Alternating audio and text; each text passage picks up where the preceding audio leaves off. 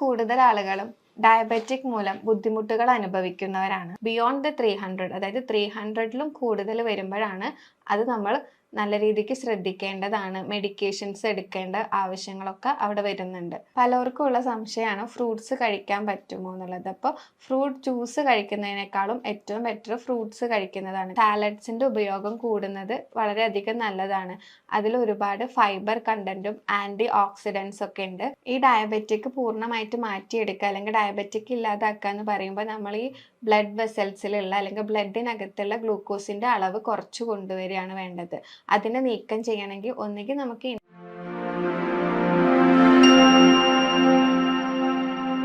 നമസ്കാരം, ഞാൻ ഡോക്ടർ അക്ഷര, ഭൂമി വെൽനസ് ക്ലിനിക്കിലെ ആയുർവേദ കൺസൾട്ടന്റ് ആണ്. നമുക്ക് ഏവർക്കും സുപരിചിതമായിട്ടുള്ള ഒരു അസുഖമാണ് ഡയബറ്റിക് എന്ന് പറയുന്നത്. ഇന്ന് കൂടുതൽ ആളുകളും ഡയബറ്റിക് മൂലം ബുദ്ധിമുട്ടുകൾ അനുഭവിക്കുന്നവരാണ്. എന്താണ് ഇതിന്റെ കാരണങ്ങൾ, എന്താണ് ഡയബറ്റിക്, അതുപോലെ തന്നെ എങ്ങനെയാണ് നമുക്ക് ഡയബറ്റിക് കൺട്രോളിൽ വരുത്താം എന്നുള്ള കാര്യങ്ങളൊക്കെ ഇന്ന് നമുക്ക് നോക്കാം. നമ്മുടെ ശരീരത്തിന് ഹാൻഡിൽ ചെയ്യാൻ പറ്റുന്നതിനേക്കാൾ കൂടുതൽ ഗ്ലൂക്കോസ് അല്ലെങ്കിൽ ഷുഗറിന്റെ അളവ് രക്തത്തിൽ എത്തുന്ന അവസ്ഥ അല്ലെങ്കിൽ രക്തക്കുഴലിൽ അടിഞ്ഞു കൂടുന്ന ഒരു അവസ്ഥേനെയാണ് നമ്മൾ ഡയബറ്റിക് എന്ന് പറയുന്നത്. ഇനി ഷുഗർ ലെവലിന്റെ റീഡിങ് നോക്കുകയാണെങ്കിൽ 100 to 200 mg/dl വരെയുള്ളത് നമുക്ക് നോർമലായിട്ട് കണക്കാക്കാം. ബിയോണ്ട് ദ 300, അതായത് 300ലും കൂടുതൽ വരുമ്പോഴാണ് അത് നമ്മൾ നല്ല രീതിക്ക് ശ്രദ്ധിക്കേണ്ടതാണ്. മെഡിക്കേഷൻസ് എടുക്കേണ്ട ആവശ്യങ്ങളൊക്കെ അവിടെ വരുന്നുണ്ട്. നമ്മളെപ്പോഴും പറയുന്നത് ബ്ലഡിൽ ഷുഗറിന്റെ ലെവൽ കൂടുമ്പോൾ എന്തുണ്ടാവും, ഡയബറ്റിക് ഉണ്ടാകുന്നതാണ്. പക്ഷെ ഇതിന്റെ മെയിൻ റൂട്ട് കോസ് എന്ന് പറയുന്നത് രക്തക്കുഴലുകളിൽ അല്ലെങ്കിൽ ആർട്ടറീസിൽ ബ്ലഡ് ഷുഗറിന്റെ കണ്ടന്റ് കൂടുന്നത് കൊണ്ട് മാത്രമല്ല, അത് ഇൻസുലിൻ റെസിസ്റ്റൻസ് അല്ലെങ്കിൽ ഇൻസുലിൻ ഡെഫിഷ്യൻസി ആണ് അവിടെ അതിന്റെ മെയിൻ റൂട്ട് കോസ് ആയിട്ട് നമ്മൾ കാണുന്നത്. ഇത് രണ്ടുമാണ് നമ്മൾ എപ്പോഴും അവിടെ കറക്റ്റ് ചെയ്യാനും ശ്രമിക്കേണ്ടത്. നോർമലായിട്ട് നമ്മൾ കഴിക്കുന്ന ഭക്ഷണം എന്താവും, ഗ്ലൂക്കോസ് ആയിട്ട് കൺവേർട്ട് ആവും. ഈ കൺവേർട്ട് ആയിട്ടുള്ള ഗ്ലൂക്കോസ് ഡയറക്റ്റ് ആയിട്ട് എന്ത് ചെയ്യും, നമ്മുടെ സെല്ലിലെത്തും with the help of insulin. പക്ഷെ നമ്മൾ അമിതമായിട്ട് ഭക്ഷണം കഴിക്കുക അല്ലെങ്കിൽ കാർബോഹൈഡ്രേറ്റ് കൂടുതലുള്ള രീതിക്കുള്ള ഭക്ഷണങ്ങൾ കഴിക്കുമ്പോൾ എന്തുണ്ടാവും, ഗ്ലൂക്കോസിന്റെ അളവും കൂടും. ഈ ഗ്ലൂക്കോസിന്റെ അളവും ബ്ലഡിൽ കൂടുകയും ചെയ്യും. അതോടൊപ്പം തന്നെ പാൻക്രിയാസിൽ നിന്നാണ് ഇൻസുലിൻ പ്രൊഡ്യൂസ് ചെയ്യുന്നത്. അപ്പോൾ ഈ ഇൻസുലിന്റെ പ്രൊഡക്ഷനും അവിടെ കൂടും. അറ്റ് ദ സെയിം ടൈം സെൽസിന് ഒരു പരിധി വരെ നമുക്ക് എന്തുണ്ടാവുള്ളൂ, ഈ ഗ്ലൂക്കോസിനെ എടുക്കാൻ പറ്റത്തുള്ളൂ. അപ്പൊ സെൽസിന് താങ്ങാൻ പറ്റുന്നതിലും കൂടുതൽ ഇൻസുലിൻ്റെയും അതുപോലെ തന്നെ ഗ്ലൂക്കോസിൻ്റെയും പ്രൊഡക്ഷൻ വരുമ്പോഴാണ് കൂടുതലായിട്ടും ഇൻസുലിൻ അല്ലെങ്കിൽ ഒരു ഡയബറ്റിക് എന്നുള്ള ഒരു അവസ്ഥയിലേക്ക് പോകുന്നത്. അതിനെയാണ് നമ്മൾ ഇൻസുലിൻ റെസിസ്റ്റൻസ് എന്ന് പറയുന്നത്. ഇപ്പോൾ ഡയബറ്റിക്കിന്റെ ഒരു മെയിൻ റൂട്ട് കോസ് ആണ് ഇൻസുലിൻ റെസിസ്റ്റൻസ്. അതാണ് ഇപ്പോൾ നമ്മൾ പറഞ്ഞു കഴിഞ്ഞത്. രണ്ടാമത്തെ കോസ് എന്ന് പറഞ്ഞിട്ടുണ്ടെങ്കിൽ ഇൻസുലിൻ ഡെഫിഷ്യൻസി ആണ്, അതായത് ഇൻസുലിന്റെ പ്രൊഡക്ഷൻ ഇല്ലാത്തൊരവസ്ഥ. അപ്പോൾ എന്തുണ്ടാവും, ഈ ഇൻസുലിൻ്റെ ഹെൽപ്പ് ഇല്ലാണ്ട് നമുക്ക് ഗ്ലൂക്കോസിനെ സെൽസിൽ എത്തിക്കാൻ പറ്റില്ല. അപ്പോൾ സെൽസിലേക്ക് എനർജി വേണ്ടത്ര രീതിക്ക് എത്തില്ല. അപ്പോൾ ഒരു റൂട്ട് കോസ് എന്ന് പറയുന്നത് ഇൻസുലിൻ്റെ ഡെഫിഷ്യൻസിയാണ്. ഇനി നമ്മൾ രണ്ട് തരത്തിലാണ് ഡയബറ്റിക് പറയുന്നത്. ഡയബറ്റിക് ടൈപ്പ് 1 ഉണ്ട്, ടൈപ്പ് 2 ഉണ്ട്. ഈ ടൈപ്പ് 1 എന്ന് പറയുന്നതാണ് ഇൻസുലിൻ ഡെഫിഷ്യൻസി കൊണ്ട് വരുന്നത്. അതായത് പ്രോപ്പർ ആയിട്ടുള്ള അളവിലുള്ള ഇൻസുലിൻ ഇല്ലാതെ പോകും. ഇൻസുലിൻ ഇല്ലാതെ പോകുമ്പോൾ അത് സെൽസിലോട്ട് എത്തില്ല ഗ്ലൂക്കോസ്. അപ്പോൾ ആ ഗ്ലൂക്കോസ് എവിടെ ഉണ്ടാവും, ബ്ലഡിൽ തന്നെ കിടക്കുന്നുണ്ടായിരിക്കും കൂടുതലും. അതൊരവസ്ഥയിലായിരിക്കും കൂടുതൽ ആളുകൾ മെലിഞ്ഞിരിക്കുന്ന ഒരു കാണുന്നത് ഡയബറ്റിക്കിൽ.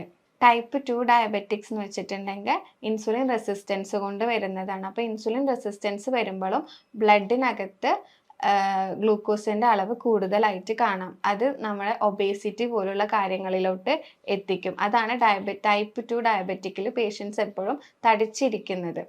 ഈ ഡയബറ്റിക് പൂർണ്ണമായിട്ട് മാറ്റിയെടുക്കുക അല്ലെങ്കിൽ ഡയബറ്റിക് ഇല്ലാതാക്കുക എന്ന് പറയുമ്പോൾ നമ്മൾ ഈ ബ്ലഡ് വെസൽസിലുള്ള അല്ലെങ്കിൽ ബ്ലഡിനകത്തുള്ള ഗ്ലൂക്കോസിൻ്റെ അളവ് കുറച്ച് കൊണ്ടുവരികയാണ് വേണ്ടത്. അതിനെ നീക്കം ചെയ്യണമെങ്കിൽ ഒന്നുകിൽ നമുക്ക് ഇൻസുലിൻ ഡെഫിഷ്യൻസി ആണെങ്കിൽ അവിടെ ഇൻസുലിൻ ആഡ് ഓൺ ചെയ്ത് പോകണം, അല്ല ഇൻസുലിൻ റെസിസ്റ്റൻസ് നീക്കം ചെയ്യുക. രണ്ടാമത്തേത് നീക്കം ചെയ്യാന്ന് ഉദ്ദേശിക്കുന്നത് സെൽസിന് കൂടുതലും ഇൻസുലിനായിട്ട് പ്രതികരിക്കാനുള്ള ഒരു ശേഷി ഉണ്ടാക്കി എടുക്കുക. ഇത് രണ്ടുമാണ് മെയിനായിട്ട് നമ്മൾ ഇതിൽ ചെയ്യേണ്ടത്. ഈ ഡയബറ്റിക് എന്ന് പറഞ്ഞിട്ടുണ്ടെങ്കിൽ അതൊരു ഡിസീസും അല്ല, ഒരു ഡയറ്ററി ഡിസോർഡർ ആണ്. നമ്മുടെ ഇംപ്രോപ്പർ ആയിട്ടുള്ളൊരു ഡയറ്റ് അല്ലെങ്കിൽ ലൈഫ് സ്റ്റൈൽ ഹാബിറ്റ് അങ്ങനെയുള്ള കാര്യങ്ങൾ കൊണ്ടാണ് നമുക്ക് ഡയബറ്റിക് ഉണ്ടാവുന്നത്. ഇനി ഡയബറ്റിക് പേഷ്യൻസ് അല്ലെങ്കിൽ ഒരു പ്രമേഹ രോഗി എന്തെല്ലാം കാര്യങ്ങളാണ് ശ്രദ്ധിക്കേണ്ടതെന്ന് നോക്കാം. അതായത് എന്ത് ഡയറ്റാണ് അവർ ഫോളോ ചെയ്യേണ്ടതെന്ന്. അപ്പോൾ കൂടുതലായിട്ടും ലീഫി വെജിറ്റബിൾസ് അടങ്ങിയ ഭക്ഷണങ്ങൾ കഴിക്കാം. അതിൽ എന്തുണ്ടായിരിക്കും, കലോറി കുറവായിരിക്കും, അതുപോലെ ഫൈബർ കണ്ടന്റ് ഒക്കെ കൂടുതലായിരിക്കും. അപ്പം അത് കഴിക്കുന്നത് വളരെയധികം നല്ലതാണ്. രണ്ടാമതായിട്ട് കഴിക്കാൻ പറ്റുന്നത് വോൾ ഗ്രെയിൻസ് ആണ്. അതിൽ എന്താന്ന് വെച്ചിട്ടുണ്ടെങ്കിൽ കാർബോഹൈഡ്രേറ്റ്സ് കുറവായിരിക്കും, ന്യൂട്രിയൻസിൻ്റെ അളവ് കൂടുതലായിരിക്കും. അപ്പോൾ റാഗി, ഓട്സ്, ബാർലി പോലുള്ള കാര്യങ്ങളൊക്കെ കഴിക്കുന്നത് വളരെയധികം നല്ലതാണ്. മൂന്നാമതായിട്ട് കഴിക്കേണ്ടത് ബെറീസ് ആണ്. ബെറീസ് എന്ന് വെച്ചിട്ടുണ്ടെങ്കിൽ സ്ട്രോബെറി, റാസ്ബെറി, ബ്ലൂബെറി പോലെയുള്ള ഫ്രൂട്ട്സ് കഴിക്കുന്നതും വളരെയധികം നല്ലതാണ്. ഇത് ഓക്സിഡേറ്റീവ് സ്ട്രെസ് കുറയ്ക്കും നമ്മുടെ ശരീരത്തിൽ. അതും ഡയബറ്റിക്കിനെ കൺട്രോൾ ചെയ്യാനും ഹോർമോൺ ബാലൻസിനൊക്കെ വളരെയധികം നല്ലതാണ്. അടുത്തതായിട്ട് ഫ്രൂട്ട്സ് ആണ്. പലർക്കും ഉള്ള സംശയമാണ് ഫ്രൂട്ട്സ് കഴിക്കാൻ പറ്റുമോ എന്നുള്ളത്. അപ്പോൾ ഫ്രൂട്ട് ജ്യൂസ് കഴിക്കുന്നതിനേക്കാളും ഏറ്റവും ബെറ്റർ ഫ്രൂട്ട്സ് കഴിക്കുന്നതാണ്. കാരണം ഫ്രൂട്ട് ജ്യൂസിലാകുമ്പോൾ ഫൈബറിൻ്റെ കണ്ടന്റ് കുറവായിരിക്കും. ഫ്രൂട്ട്സിൽ തന്നെ ഏറ്റവും കൂടുതൽ പ്രിഫർ ചെയ്യേണ്ടത് സിട്രസ് അടങ്ങിയിട്ടുള്ള ഫ്രൂട്ട്സ്, നാരങ്ങ പോലുള്ള സംഭവങ്ങളൊക്കെയാണ് കഴിക്കുന്നത് നല്ലതായിരിക്കും. ചക്ക, മാങ്ങ പോലുള്ള നല്ല ഫ്രക്ടോസ് കണ്ടന്റ് കൂടുതലുള്ള ഫ്രൂട്ട്സ് കഴിക്കുന്നത് അളവ് കുറയ്ക്കുന്നതും വളരെയധികം നല്ലതായിരിക്കും. അതുപോലെ തന്നെ കാർബോഹൈഡ്രേറ്റ് കുറവുള്ളതും പ്രോട്ടീൻ കൂടുതലുള്ളതും ഫാറ്റ് കൂടുതലുള്ളതുമായിട്ടുള്ള ഭക്ഷണങ്ങൾ, ഫാറ്റ് എന്ന് വെച്ചിട്ടുണ്ടെങ്കിൽ നല്ല കൊളസ്ട്രോൾ ഉണ്ടാകുന്ന രീതിക്കുള്ള ഭക്ഷണങ്ങൾ ആഡ് ചെയ്യുന്നതും നല്ലതാണ്. അതായത് ഈ നട്ട്സിലൊക്കെ ഈ പറഞ്ഞ ഒരു കാറ്റഗറിയിൽ വരുന്നതാണ്. പീനട്ട്, നിലക്കടല, ആൽമണ്ട്, അതുപോലെ പംകിൻ്റെ സീഡ്, മത്തക്കുരു, അങ്ങനെയുള്ള സംഭവങ്ങൾ നമുക്ക് സ്നാക്സ് ആയിട്ട് കഴിക്കാം. അത് കഴിക്കുമ്പോഴും അമിതമായ അളവിൽ കഴിക്കാൻ പാടില്ല. നമ്മുടെ ഉള്ളം കൈയിൽ കൊള്ളുന്ന ഒരു പിടി അത് കഴിക്കുന്നതായിരിക്കും എപ്പോഴും ബെറ്റർ. അപ്പോൾ സ്നാക്സ് ഒക്കെ ആയിട്ട് എപ്പോഴും ഇതുപോലെയുള്ള നട്ട്സ് ചൂസ് ചെയ്യുന്നത് വളരെയധികം നല്ലതാണ്. രാത്രിയിൽ ഏറ്റവും കൂടുതൽ സാലഡ്സ് കഴിക്കാൻ പ്രിഫർ ചെയ്യുക. അതും ഒരു 7 മണിക്കുള്ളിൽ തന്നെ നമ്മുടെ ഡിന്നർ കഴിയുന്ന രീതിക്ക്. അപ്പോൾ സാലഡ്സിൻ്റെ ഉപയോഗം കൂടുന്നത് വളരെയധികം നല്ലതാണ്. അതിൽ ഒരുപാട് ഫൈബർ കണ്ടൻറ്റും ആൻറ്റി ഓക്സിഡൻസ് ഒക്കെ ഉണ്ട്. ഈ കഴിക്കുന്ന സാലഡ്സിൽ തന്നെ കുക്കുംബറും ഒണിയൻ്റെ കണ്ടന്റ് കൂട്ടുന്നതൊക്കെ വളരെയധികം നല്ലതാണ്. കുറേ പഠനങ്ങൾ തെളിയിച്ചിട്ടുണ്ട്. അതായത് ഒണിയൻ്റെ ഉപയോഗം, അതായത് ഉള്ളി ഉപയോഗിക്കുന്നത് ഡയബറ്റിക്കിനെ കുറയ്ക്കുന്നുണ്ട് എന്നുള്ള രീതിക്ക്. ഇനി എന്തെല്ലാം ഭക്ഷണങ്ങളാണ് ഇതിൽ ഒഴിവാക്കേണ്ടതെന്ന് നോക്കാം. ഒറ്റ വാക്കിൽ പറയുകയാണെങ്കിൽ ഹൈ ഗ്ലിസറീമിക് ഇൻഡെക്സ് വരുന്ന ഭക്ഷണങ്ങൾ പൂർണ്ണമായിട്ടും ഒഴിവാക്കുക. അതായത് വൈറ്റ് റൈസ്, ബ്രെഡ്, പിന്നെ ഈ മണ്ണിനടിയിൽ ഉണ്ടാവുന്ന കിഴങ്ങ് വർഗ്ഗങ്ങളില്ലേ, പൊട്ടാറ്റോ അല്ലെങ്കിൽ മധുരക്കിഴങ്ങ് പോലെയുള്ള കാര്യങ്ങൾ, അതെല്ലാം നമുക്ക് ഒഴിവാക്കേണ്ടതാണ്. റിഫൈൻഡ് ഓയിൽസ് അല്ലെങ്കിൽ ജങ്ക് ഫുഡ്സ്, പിന്നെ ആഡഡ് ആയിട്ടുള്ള ഷുഗർ, ഇങ്ങനെയുള്ള കാര്യങ്ങളൊക്കെ നമ്മൾ പൂർണ്ണമായിട്ടും ഒഴിവാക്കുക. അതുപോലെ തന്നെ നമ്മൾ ശ്രദ്ധിക്കേണ്ട മറ്റൊരു കാര്യമാണ് രാവിലെ എഴുന്നേറ്റിട്ട് 1 ഹവറിൻ്റെ ഉള്ളിൽ തന്നെ നമ്മൾ നമ്മുടെ ഭക്ഷണം കഴിക്കാൻ ശ്രമിക്കുക. അങ്ങനെ കഴിച്ചിട്ടില്ല എന്നുണ്ടെങ്കിൽ നമ്മുടെ വയറ്റിൽ അസിഡിറ്റി പോലെയുള്ള കാര്യങ്ങൾ വന്നിട്ട് മറ്റുള്ള അസുഖങ്ങളിലോട്ടും ലീഡ് ചെയ്ത് പോകും. ഇനി നമുക്ക് ഡയബറ്റിക് ഉണ്ടെന്ന് നമ്മൾ തിരിച്ചറിഞ്ഞു കഴിഞ്ഞാൽ ആദ്യത്തെ ഒരു 3-4 മാസങ്ങളിൽ നമ്മൾ മിൽക്ക് പ്രൊഡക്റ്റിൻ്റെ ഉപയോഗവും ഉപയോഗിക്കാതെ ഇരിക്കുന്നതായിരിക്കും ഏറ്റവും നല്ലത്. ഇനി നമുക്ക് കുറച്ച് ഹോം റെമഡീസിലേക്ക് പോവാം.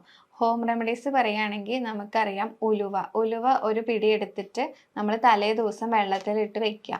രാവിലെ എണീറ്റിട്ട് നമ്മൾ ആദ്യം പ്ലെയിൻ വാട്ടർ കുടിക്കുക. അതായത് സാധാ വെള്ളം കുടിച്ചിട്ട് നമ്മൾ അതിൻ്റെ ശേഷം ഒരു എക്സസൈസോ മൈൽഡായിട്ട് 1/2 മണിക്കൂറോ 1 മണിക്കൂറോ നമുക്ക് എത്രയാണോ സമയം കിട്ടുന്നത് അതിനനുസരിച്ച് നമ്മൾ ഒന്നുകിൽ വാക്കിംഗ് ആണ് ഏറ്റവും നല്ലത്, അല്ലെങ്കിൽ എന്തെങ്കിലും നമുക്ക് എക്സസൈസ് ചെയ്തതിൻ്റെ ശേഷം ഈ ഉലുവ വെച്ചതില്ലേ അതൊന്ന് നമുക്ക് പിഴിഞ്ഞിട്ട് ഈ ഉലുവയോട് കൂടെ തന്നെ ഈ വെള്ളം കുടിക്കുന്നത് വളരെയധികം നല്ലതാണ്. അതുപോലെ തന്നെ നെല്ലിക്ക വെച്ചിട്ട് നമുക്ക് ജ്യൂസ് അടിക്കാം. ഉപ്പും പഞ്ചസാര അങ്ങനെയുള്ളതൊന്നും തന്നെ ഇടാതെ നെല്ലിക്ക വെച്ചിട്ട് ജ്യൂസ് അടിച്ചിട്ട് അതിലൊരു സ്പൂണ് മഞ്ഞൾ അല്ലെങ്കിൽ 1/2 സ്പൂണ് മഞ്ഞൾ ഇട്ടിട്ട് നമുക്ക് കഴിക്കുന്നത് വളരെ എഫക്റ്റീവാണ്. ഒന്നുകിൽ ഇത് നമുക്ക് നൈറ്റിൽ കഴിക്കാം, അല്ലാന്നുണ്ടെങ്കിൽ മോർണിംഗിൽ കുടിക്കുന്നതും വളരെയധികം നല്ലതായിരിക്കും. അതുപോലെ തന്നെ തുളസി, ഇഞ്ചി, കറുകപ്പട്ടയൊക്കെ ഇട്ടിട്ട് നമുക്ക് ചെറിയതായിട്ട് ചായ ഉണ്ടാക്കുന്നത് പോലെ ഉണ്ടാക്കുക. അതായത് ചായപ്പൊടിക്ക് പകരം തുളസി, ഇഞ്ചി, കറുകപ്പട്ടയുടെ പൊടിയൊക്കെ ഇട്ടിട്ട് വെള്ളം തിളപ്പിച്ചിട്ട് അത് ഒരു ഗ്ലാസ് കുടിക്കുന്നതും വളരെയധികം നല്ലതായിരിക്കും. അതുപോലെ തന്നെ ഇളം ചൂടുള്ള വെള്ളത്തിൽ ചെറുനാരങ്ങ പിഴിഞ്ഞിട്ട് ചിയാ സീഡ്സ് ആഡ് ചെയ്തിട്ട് മോർണിംഗിൽ കഴിക്കുന്നതും വളരെയധികം നല്ലതാണ്. അതുപോലെ തന്നെ ധാരാളം യോഗ പോസ്ചറുകൾ അല്ലെങ്കിൽ യോഗാസനങ്ങളും ഉണ്ട്. നമുക്ക് മെഡിറ്റേഷൻസിലൂടെയൊക്കെ നമുക്ക് ഈ ഡയബറ്റിക് കൺട്രോൾ ചെയ്ത് കൊണ്ടുവരാൻ പറ്റും.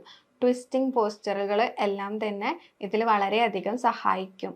അതായത് അർദ്ധ മത്സ്യാസനം, വക്രാസനം പോലുള്ള യോഗ പോസ്റ്റേഴ്സ് ചെയ്യുന്നതും വളരെയധികം എഫക്റ്റീവാണ്. ആയുർവേദത്തിൽ ഇതിനെ പ്രമേഹം അല്ലെങ്കിൽ മധുമേഹം പോലുള്ള കണ്ടീഷൻസ് ആയിട്ടാണ് നമ്മൾ പറയുന്നത്. അപ്പോൾ ഇത് പൂർണ്ണമായിട്ട് മാറ്റാൻ പറ്റില്ലെങ്കിലും നമുക്കൊരു പരിധി വരെ കൺട്രോളിൽ കൊണ്ടുവരാവുന്ന ഒരു ഡിസീസ് ആയിട്ടാണ് നമ്മൾ ആയുർവേദത്തിൽ ഇതിന് പറയുന്നത്.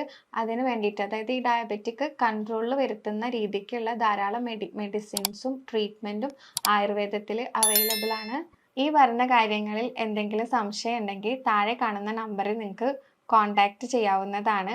അടുത്തൊരു വീഡിയോ ആയിട്ട് വീണ്ടും കാണാം. Thank you.